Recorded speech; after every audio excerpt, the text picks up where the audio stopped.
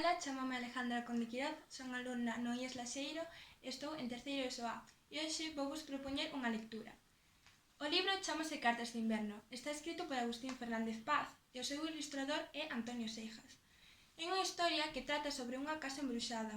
Comeza cas cartas de Xavier contando o que pasou naquel lugar e o desaparecemento do seu amigo Adrián máis del. O seu amigo Adrián comprou unha casa debido a un anuncio no xornal bastante extraño. A partir de aí, mandáballe cartas ao seu amigo Xavier contándolle as experiencias paranormais que estaba a sufrir, dende chamadas que non tiñan persoas que contestaban do outro lado e cambios nas pinturas dos cadros.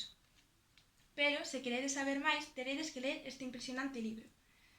A parte que máis me gustou foi os cambios das pinturas. Por exemplo, había unha rapaza que estaba deitada nunha cama e as fiestras estaban cerradas, pero nun cambio destos, de repente non se veía a ningunha rapaza no cuarto.